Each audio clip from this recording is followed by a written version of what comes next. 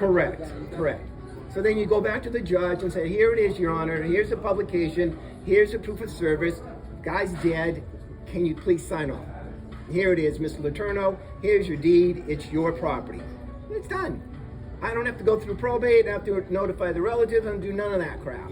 What's the purpose of publication? Okay?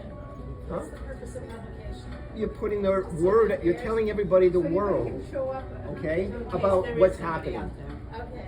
That's really what you're Already doing. signed off on it. No, you're talking about Arizona. Yeah, this is Arizona, okay? But California you can't. California, you got to go through the probate way. You got to get the judge to approve it. You got to find the heirs. You got to do all that stuff, okay? I don't have to do any of that crap in Indiana and all these other states. What's the last sweet deal you did? I just did one in Bisbee. Pardon me? Bisbee, Arizona. Tell us, what is it? You bought it for... I bought it for $5,000. I bought the house for $5,000. The person was dead. What's it worth? 225. Are you going to sell